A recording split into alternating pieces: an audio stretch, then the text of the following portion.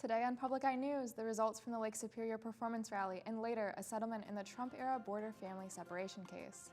Melissa Santur will have your weather forecast, and Taekwon Cox will have your Wildcat Sports recap. I'm Beck Brearley. I'm Kieran Healy, and this is Public Eye News.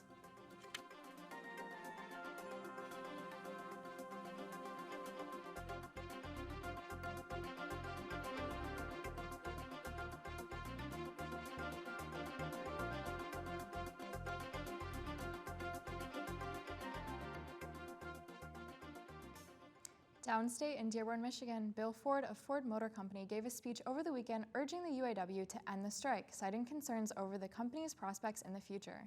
This speech comes after 8,700 UAW members walked out of the largest Ford plant in Louisville, Kentucky last week, amidst the strike now spanning over a month, as the UAW attempts to negotiate contracts for salary and hourly paid workers across the country. Ford claims they have made the highest offers possible without compromising development and investment in factories. According to the UAW, the current offer from Ford includes a wage increase of 23%, yet Shawn Fain, UAW president, has stated that these terms are insufficient, meaning that the discussions will continue.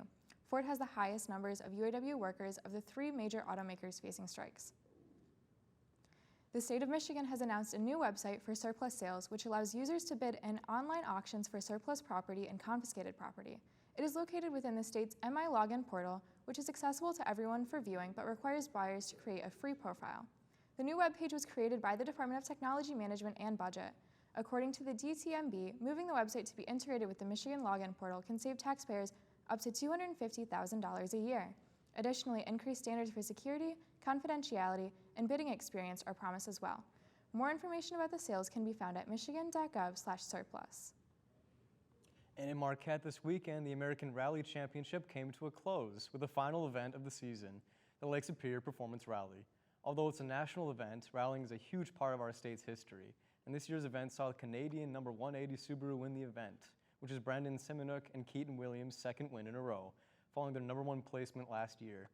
Subaru has taken first place overall, winning every rally this year, and the great race saw 3 flips and numerous cars having to retire due to crashes or mechanical failures. Later this week, our very own Gavin Boer and I will have a look at one of the many Michigan teams, driver Kevin Schmidt and co-driver Kyle Roberts, who finished 19th overall in a field of 74 entries in their 1986 Mazda RX-7.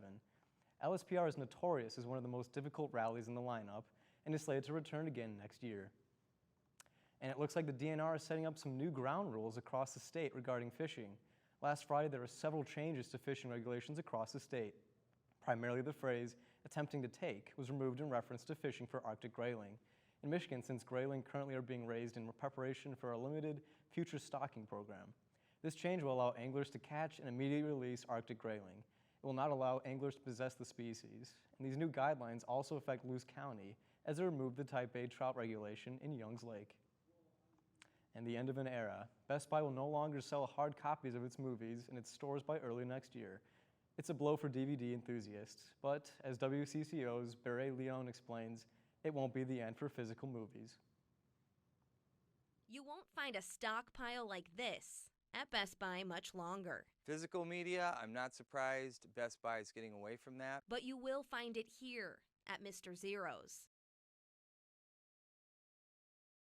Richard Schwinden is a longtime collector of music, movies, games, and more. And right now, his shop is one of the only local stores still selling DVDs and VHS. Getting physical media is not going to be as difficult as it sounds. You're just not going to go to Best Buy anymore. While the move doesn't surprise Schwinden, it also doesn't deter his mission. There is an absolute need for physical media. Now, is that need going to grow over the next few years? Probably not.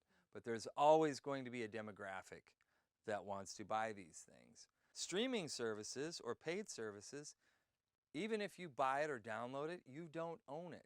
In a statement to WCCO, the company says, quote, "To state the obvious, the way we watch movies and TV shows is much different today than it was decades ago. Making this change gives us more space and opportunity to bring customers new and innovative tech for them to explore, discover, and enjoy." Best Buy isn't the only company to make the move. Last month, Netflix ended its iconic red envelope era, shutting down its DVD by mail service for good. You can change whatever you want, But there's still going to be people that want to own a VHS. There's still a person that wants to own a Laserdisc or a record or a CD. In Roseville, Barrett Leone, WCCO News.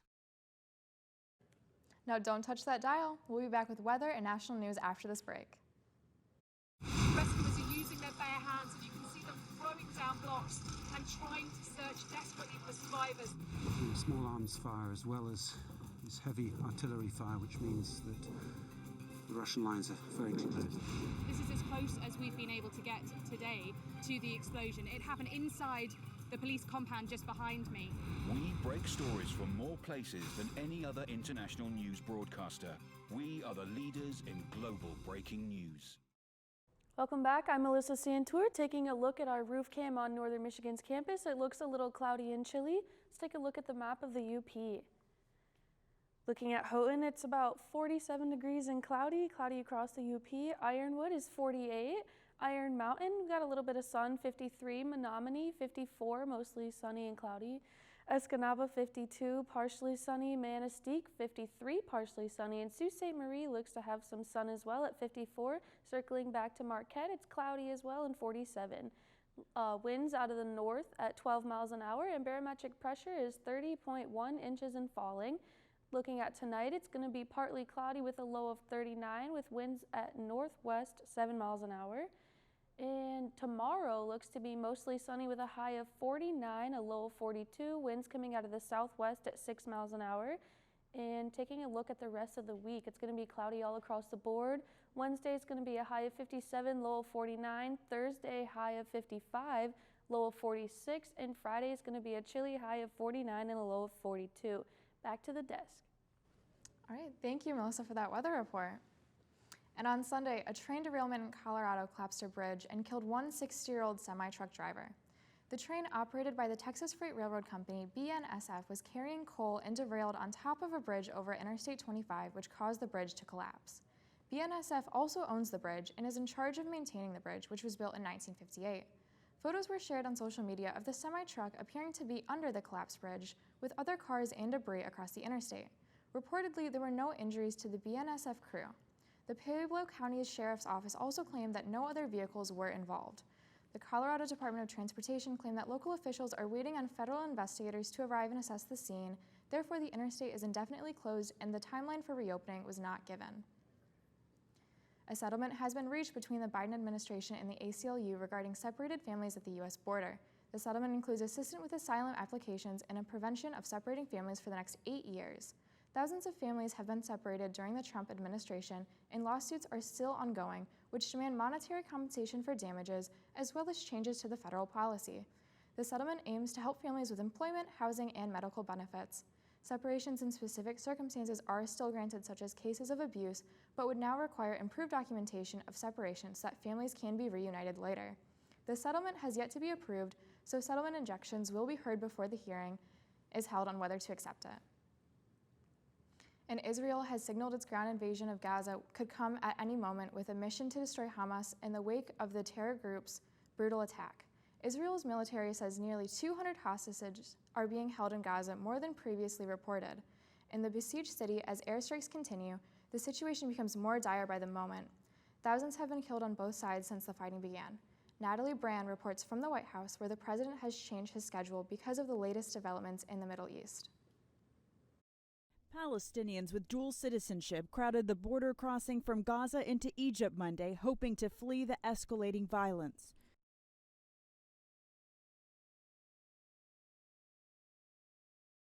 In Gaza, rescue workers tried to retrieve casualties from the rubble following Israel's relentless airstrikes.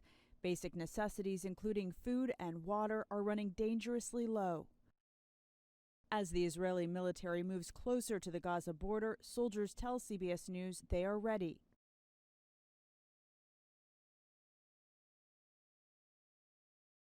Experts on the Middle East warn a ground war will be very bloody for the Israeli army. A Hamas propaganda video shows how the militants have prepared using their web of underground tunnels.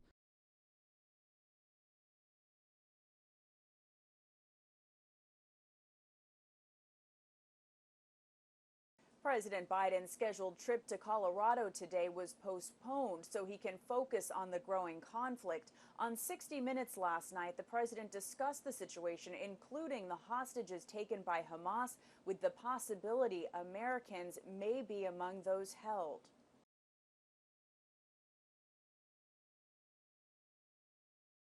And as U.S. Secretary of State Antony Blinken returned to Israel Monday pledging U.S. support, the Department of Defense released video of the USS Eisenhower carrier strike group deploying to the Mediterranean.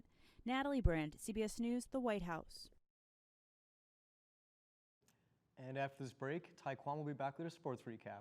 Stay tuned. My people in the Buffalo have a shared history together. The buffalo was sacred, and they could not imagine existence without the buffalo. They were put on this earth to help us survive. To think that our greed and our industrialization would blink this thing out. This is the buffalo's last chance. They've survived, we've survived, we both persisted.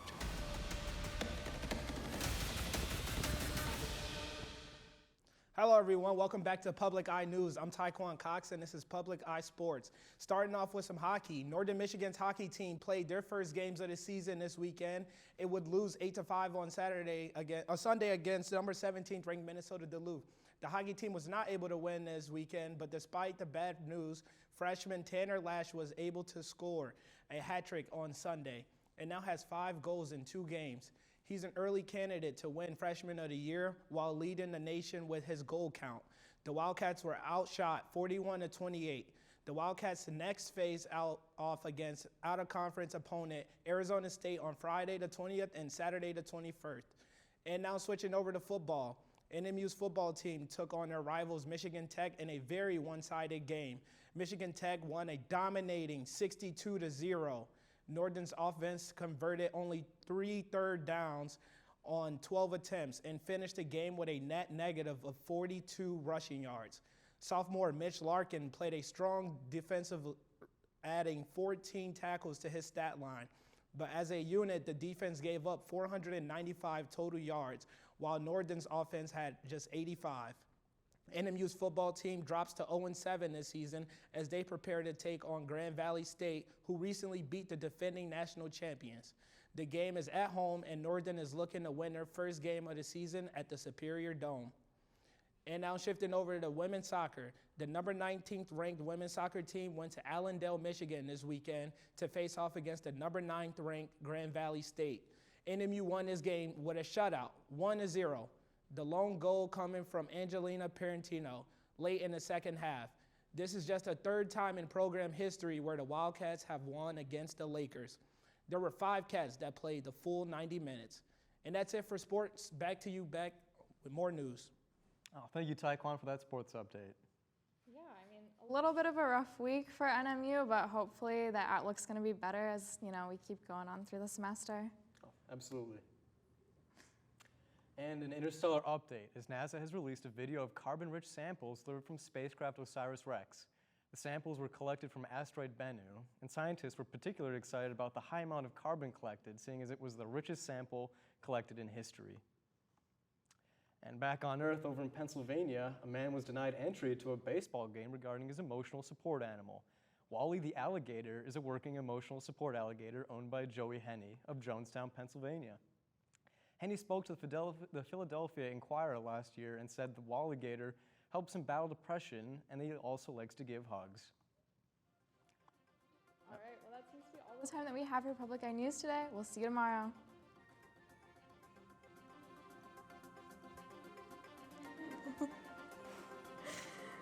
Yeah, God.